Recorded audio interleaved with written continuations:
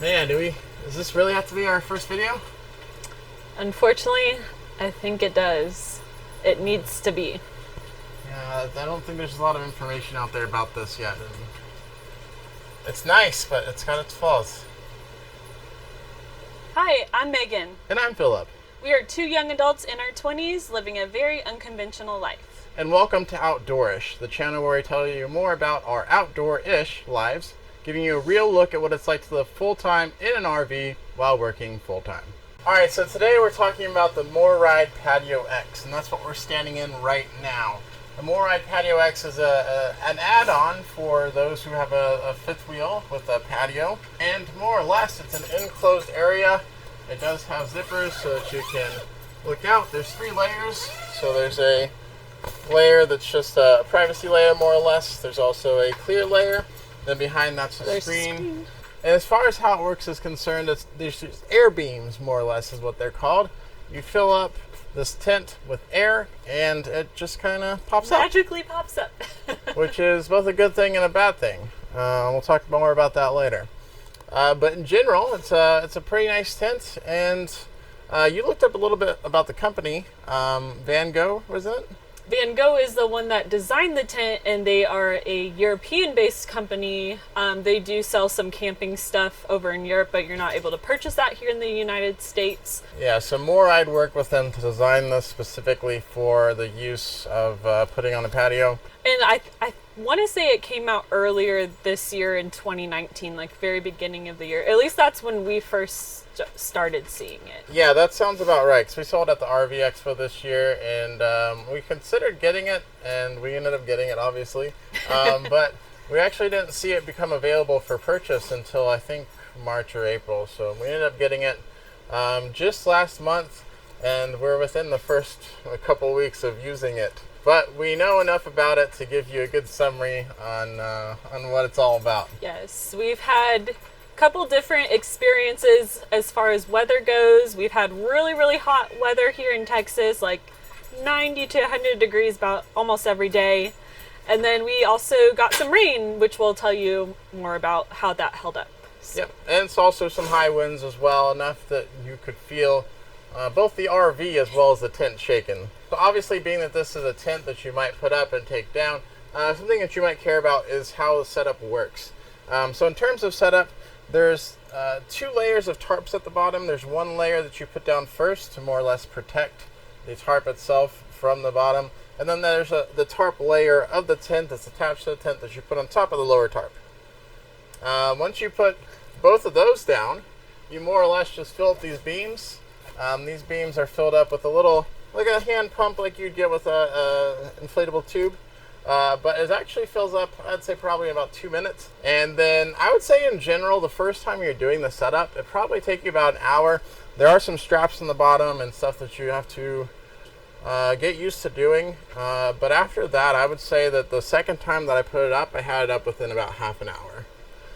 Teardown, I've done teardown 1 time so far. About to do it a second time, more on that in just a minute. But teardown, I would say give yourself more like an hour or 2 hours. And that's for the pure fact that there is some water down underneath the tarps, most likely, that you'll have to take care of. Get more on that in just a second.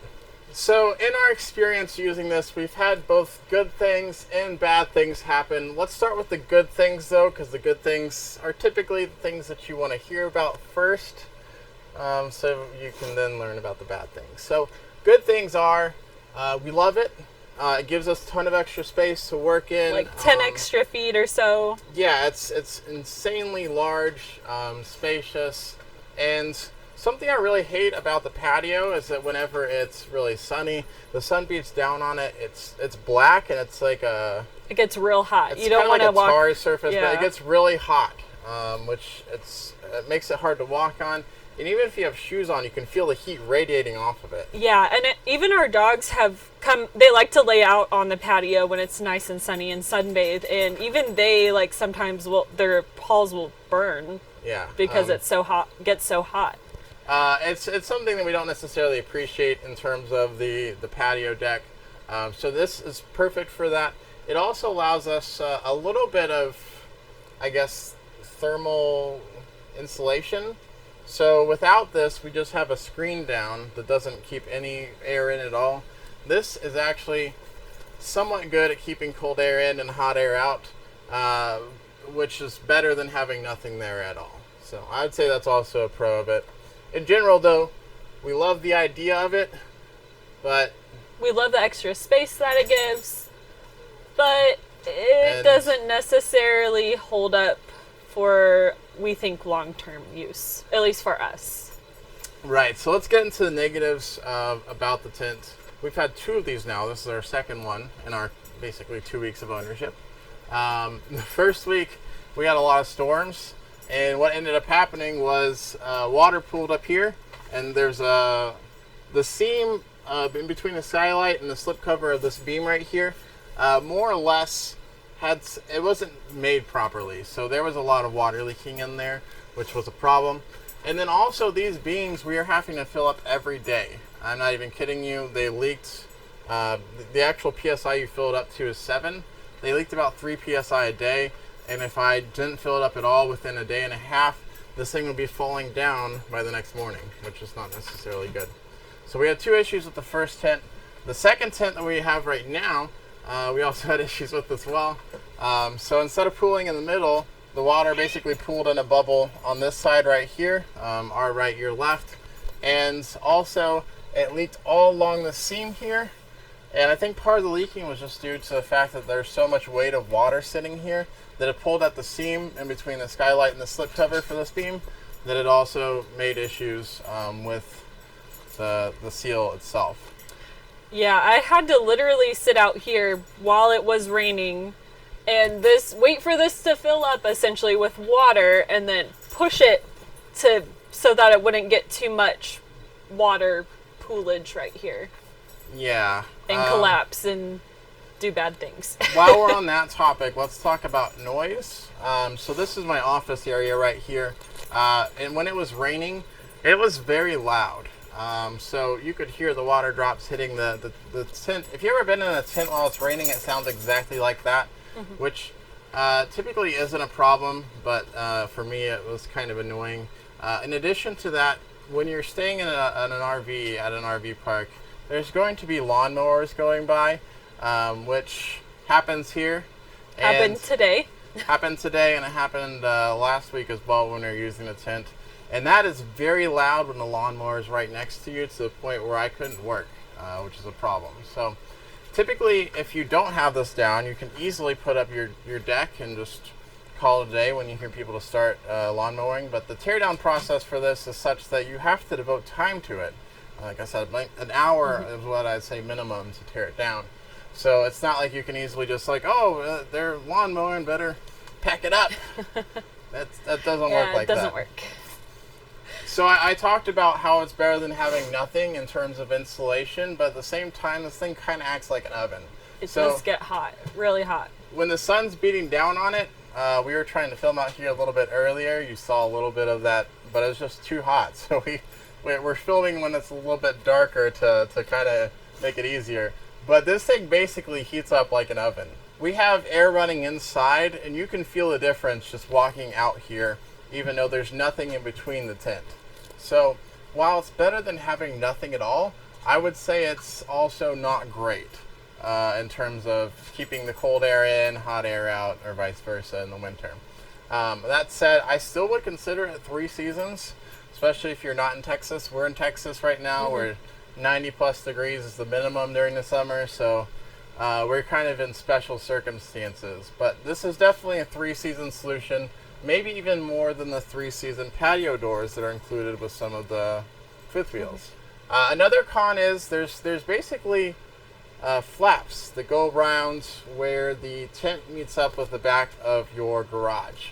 And those flaps are attached with magnets, and those magnets aren't very strong. They're strong enough to hold for like 20 to 30 miles per hour blowing at the side.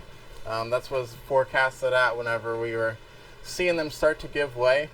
But luckily enough, that's something we can easily fix. In fact, before we found out about the leak, I had ordered some fishing magnets. I got some of those, like I got a 10 or 12 pack for $15. I've actually put those on, and they do a much better job at holding up against the wind now that there's a strong magnet holding it down. So that's one way that you can combat that, if you can get over the fact that you're going to have some water leakage possibly. Morryde says that it's supposed to be able to withstand rain and up to 60 miles per hour of wind. I'm not sure that's actually the case. They say that they haven't had anybody else having these issues that we've had. But However, we've had it happen twice. Yeah, we've had 2 tents with those problems. So it's obviously something that's a problem. They just probably haven't realized it yet, I would say. They did offer to send us a 3rd tent, but we just declined that, and we're going to go through a refund process at this point. Customer service with Morryde has been awesome. We also originally bought it through a resale of Morryde called Macros RV. Their customer support has been awesome as well. So I would say in general, the fear tactics I've heard of people trying to scare people out of getting into RVs, like, oh, warranty support is bad. And we've had wonderful. No problems. Yeah. In fact, we'll do a video about that sometime. But we've had no problems at all with anything warranty so far. We even had our RV in for warranty work, and it was super quick, and people are nice. And we're in Austin, so you think of Austin of all places, it would take forever. So that's the pros and cons of this. Let's just go ahead and give our closing thoughts and whether or not we think that you should buy one. So I would say in general, if the leaks were not an issue, I could deal with everything else. Yeah, I agree. I think the leakage and then the water pooling up here is the biggest concern. Maybe if they make another model further down the line, they could add some extra support beams going sideways, or just do something to keep this from kind of collapsing in whenever it rains. They need to do something about the slip cover, because basically the only thing that's keeping this taut in order for water to flow down is this cover that moves around. And it moves around for the pure fact that there is a cover around a beam here. And this beam makes it so that you can take this beam down and collapse it. In fact, I can show you that real quick. So, they make it so that you can collapse this down. The issue with that is, though, this is not taut even when this is up. So when this is fully filled with air, this is up. This is not taut enough to keep water from pooling. And that's really one of the main issues that we're seeing here. So I'm not sure if it's the Texas heat contributing to it along with that, or if it's really this that's the problem. But there's something that's bad about the engineering with this that's making it so it's not working for us. I really love it. I love that it adds extra space. It's a nice area to be able to hang out in and not have to worry about flies, bugs, mosquitoes eating at you. Our pets really enjoy hanging out here, so I really wish it just didn't have that leaking problem. We may look into getting the 3-season doors, because ours just has this pull-down screen door currently. But however, those are pretty expensive, so... I've heard they're at least $1,500 just to get the doors, and then that's not installing them or anything. Not to mention they're hard to get in the first place. That's true. But there's not a ton of options. It's like pretty much just this, what we already have for the pull-down screen door, or the 3-season doors that go sideways. There's other tent options as well that use like metal pop-up limbs, but I did not think that those would hold up at all. I think that they're probably going to be worse than this.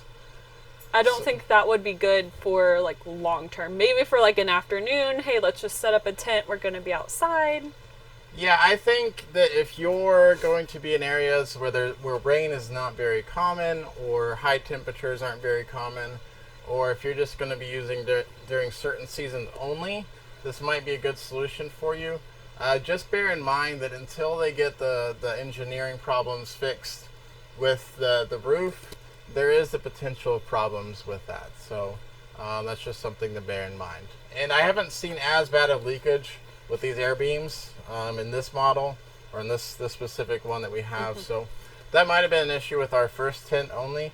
But just bear in mind that these will slowly leak air, so if you keep it up for more than a few days, you will have to pump it up every once in a while. Yep. Not a bad product, not the best product. I think Morryde and Van Gogh need to go back to the drawing board just a little bit. Just a tiny bit. To clear it up, and if they ever get to the point where they fix the problems, we'll definitely be happy to test it again and hopefully give you better results. But it doesn't work long term.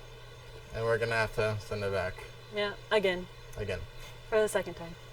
All right. Well, thanks for watching, everybody. Hopefully you enjoyed the video. If you did, make sure you hit the subscribe button below. That definitely helps us out. And if you want to be notified of all our videos, hit the bell icon. If you're watching on something besides YouTube, 𝚑𝚘𝚘𝚝 is a thing right now, so who knows if YouTube's going to be sustainable for creators in the future. So if you're watching somewhere else, I don't know if there's going to be an icon down below that you can click to subscribe. I don't know how subscribing works there, but do something so that you can keep up with us, because we're cool people and we're going to be giving you good information, and you're going to want to hear what we have to say about stuff. Yeah. All right. Well, that's it. Talk to you later. Bye.